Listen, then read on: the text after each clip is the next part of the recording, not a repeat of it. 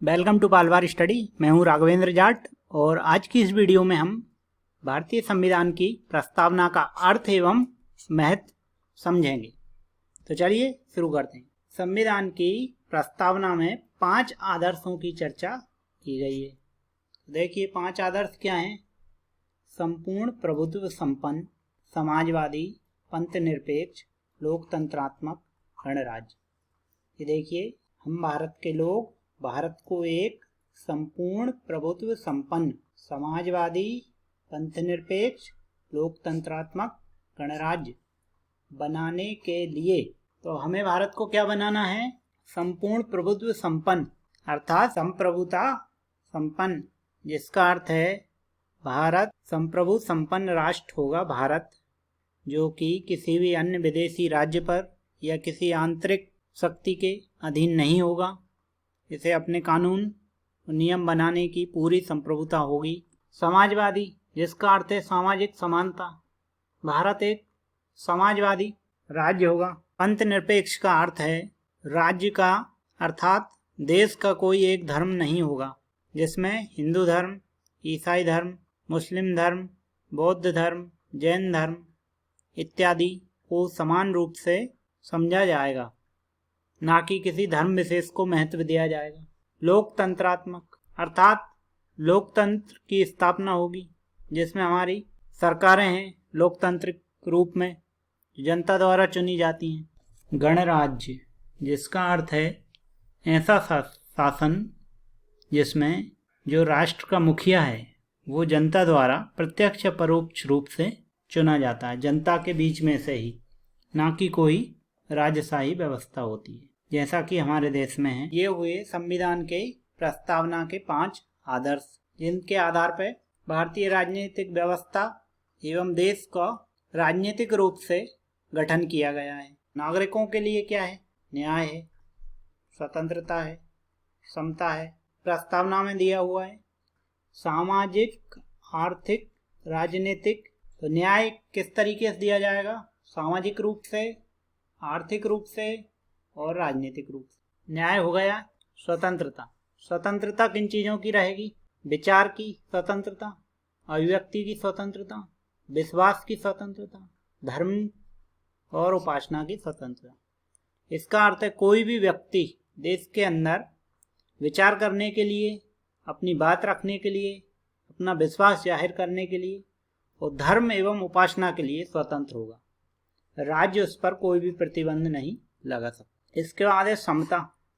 समता का अर्थ है प्रस्तावना के अंदर जो दिया गया है वह है प्रतिष्ठा और अवसर की समता, अर्थात व्यक्ति को अपना व्यवसाय करने के लिए, रोजगार के लिए समानता होगी, कोई भी भेदभाव नहीं किया जाएगा राज्य के द्वारा। इसके बाद है बंधुता।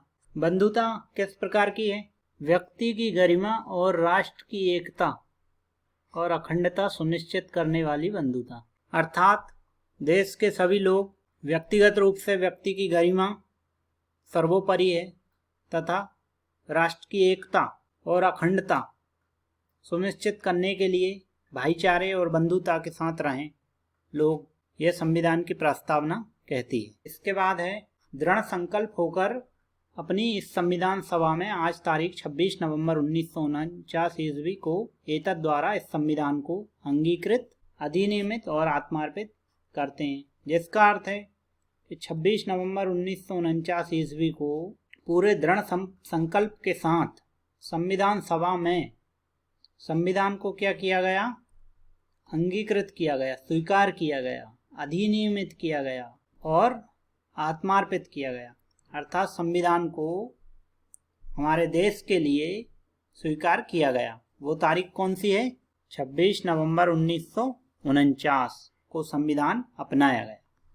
ठीक है, और इसी संविधान को जो 26 नवंबर 1949 को अपनाया गया उसे 26 जनवरी 1950 को लागू किया गया। कुछ अन्य तथ्य हैं प्रस्तावना में संशोधन। तो क्या है? संविधान की प्रस्तावना में संशोधन किया जा सकता है। जो हमारी प्रस्तावना है इसमें संशोधन किया जा सकता है। और ऐसा कब किया गया? 42वें संविधान संशोधन 1976 में, जिसमें 3 नए शब्द जोड़े गए। कौन कौन से जोड़े गए? समाजवादी, पंथनिरपेक्ष और अखंडता। ये रहे समाजवादी, पंथनिरपेक्ष और अखंडता। इन तीनों शब्दों को 1976 में 42वें संविधान संशोधन द्वारा जोड़ा गया। अब देख लेते हैं सुप्रीम कोर्ट ने प्रस्तावना के बारे में क्या कहा। सुप्रीम कोर्ट ने बेरूवाड़ी 1960 मामले में प्रस्तावना को संविधान का हिस्सा नहीं माना तथा केशवानंद भारती 1973 मामले में संविधान की प्रस्तावना को संविधान का हिस्सा हमने पढ़ा है। यहाँ से प्रश्न किस तरह के बनते हैं वो बात हम समझ लेते हैं। तो संविधान की प्रस्तावना में 5 आदर्शों की चर्चा की गई है, जिसमें आपसे इन सभी शब्दों का अर्थ पूछा जा सकता है कि संविधान की प्रस्तावना के मूल तत्व क्या हैं। तो आपको बताना है संप्रभुता संपन्न भी बोल सकते हैं, समाजवादी, पंथनिरपेक्ष, लोकतंत्रात्मक गणराज्य, और इनकी व्याख्या करना है। इस तरीके से प्रश्न पूछा जा सकता है।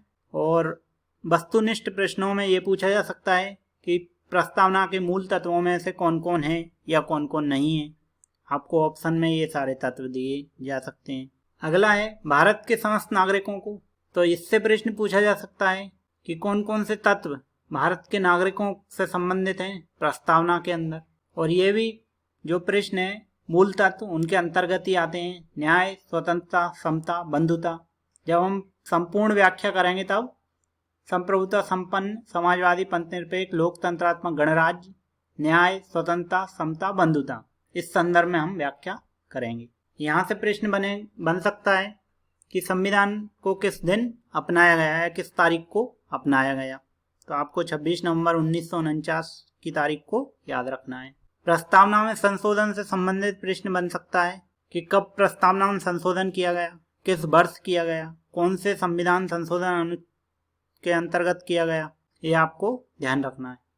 और एक बात और कि भारतीय संविधान की प्रस्तावना किसी भी अनुच्छेद में नहीं दी गई है, स्वतंत्र रूप से दी गई है, और इसी को आपको समझना है। और जो हमारी प्रस्तावना है उसका संविधान के अंदर एक एक शब्द का हमें महत्व पता चलता है कि न्याय है, स्वतंत्रता है, समता है, ये सभी हमें संविधान के अंतर्गत देखने को मिलते हैं। अब ये पूछा जा सकता है यहाँ से प्रश्न कौन कौन से शब्द जोड़े गए। तो आपको बताना है समाजवादी, पंथनिरपेक्ष और अखंडता। या इस तरीके से प्रश्न पूछा जा सकता है कि संविधान लागू हुआ था उस समय संविधान की प्रस्तावना में कौन कौन से मूल तत्व थे। तो समाजवादी, पंथनिरपेक्ष और अखंडता तब नहीं थे जब संविधान लागू हुआ था। ठीक है, इस तरीके से आप उत्तर लगा सकते हैं। यह सुप्रीम कोर्ट के निर्णय से संबंधित प्रश्न पूछा जा सकता है। तो आप इसको व्याख्या के रूप में पूछा जाएगा तो लिख सकते हैं, और वस्तुनिष्ठ प्रश्न के रूप में पूछा जाएगा तो आपको उत्तर लगाने के लिए आएगा किस में हिस्सा माना है, किस में नहीं माना है। तो आप इसे देख लें। कुछ प्रश्न हैं, चलिए इसका उत्तर बताइए आप। भारतीय संविधान की प्रस्तावना में किस तारीख का उल्लेख किया गया है? 26 जनवरी 1950, 15 अगस्त 1947, 26 नवंबर 1949, 30 जून 1948। तो प्रस्तावना में जो तारीख का उल्लेख किया है वह है 26 नवंबर 1949। इस दिन हमारा संविधान अंगीकृत किया गया या स्वीकृत किया गया। बाकी ये है 26 जनवरी 1950 क्या है, संविधान लागू हुआ। 15 अगस्त 1947 को देश आज़ाद हुआ। 30 जून 1948 को यह वह तारीख है जब ब्रिटिश सरकार ने भारत को स्वतंत्र करने की बात कही थी, 30 जून 1948। लेकिन भारत पहले ही स्वतंत्र हो गया 15 अगस्त 1947 को। ये लिखित परीक्षा संबंधित प्रश्न है, आप इसे लिख कर देखें। भारतीय संविधान की प्रस्तावना के मूल तत्वों की व्याख्या कीजिए। Thank you for watching. Video देखने के लिए आपका बहुत बहुत धन्यवाद। विभिन्न प्रतियोगी परीक्षाओं की तैयारी के लिए पालवार स्टडी चैनल से जुड़े रहें और हमारी वीडियो आगे भी देखने के लिए चैनल को सब्सक्राइब करना ना भूलें। आपका दिन शुभ हो।